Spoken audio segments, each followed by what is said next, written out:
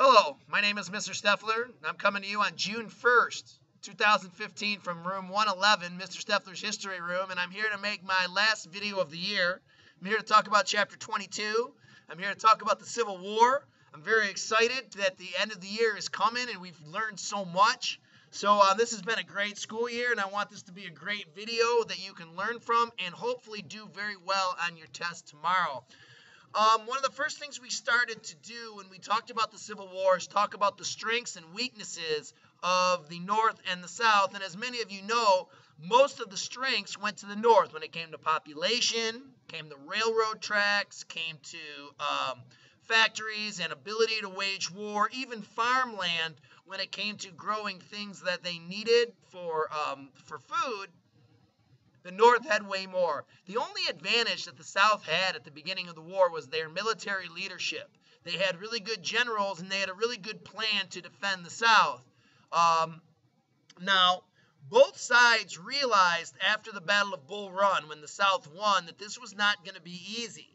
The South realized that the North had so many troops, and the North realized that the South wasn't just going to go quietly into the night, that people like Stonewall Jackson and Robert E. Lee were very, very tough characters, and they realized that this war was going to be long.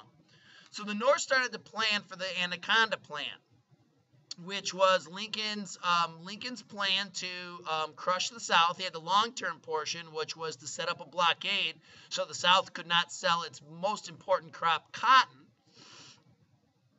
We also had the idea to take control of the Mississippi River.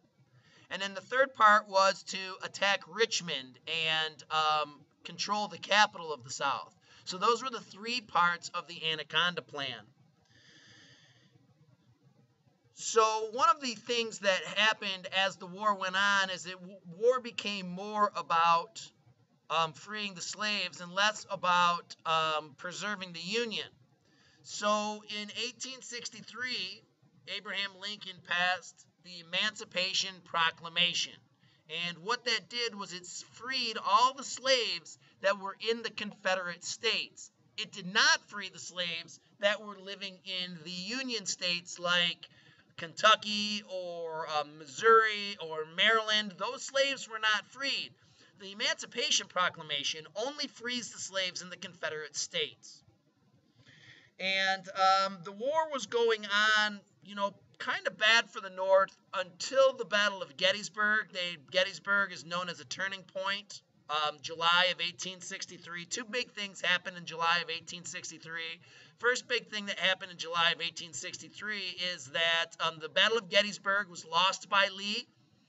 Pickett's charge went terrible, and on day 3 of Gettysburg, Lee lost so many soldiers that he would never again be an offensive threat to attack the North. He was only on defense from that point forward.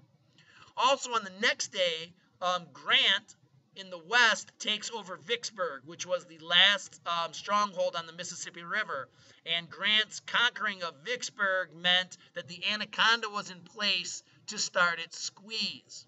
So Vicksburg was very important because the North controlled the Mississippi River, and Gettysburg was very important because it limited Lee's ability to attack the North because so many soldiers died. The last two things I want to talk about is total war and Lee's surrender to Grant at Appomattox. In 1864, Sherman and his troops laid siege to Atlanta. They entered the city and burned it to the ground. Then they spread out for 60 miles and marched to the ocean, when they burned everything in their path, and then they got to Savannah and they burned it. Then they started to go north. The reason they did this was to crush any hope that the South would have to winning the war. They absolutely gutted the South, and this is an example of total war, where you wage war on not only the enemy's army, but on the enemy's civilian population, their ability to eat, their ability to have shelter, the very most basic things. The Union was waging war on the South. When the war finally ended at a place called Appomattox Courthouse, Lee surrenders to Grant, and Grant offers terms for surrender that are going to be more peaceful than hateful. Like, The soldiers were allowed to keep their horses and keep their mules because they needed to take them home for spring planting, and many of them, the officers, were allowed to keep their swords and their dignity. So Grant's offer for the surrender of Lee was very generous and promoted peace, not hatred.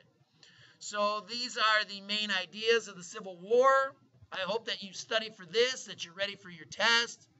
I hope that you are making good life choices, and I hope that you're treating other people the way that you want to be treated in life.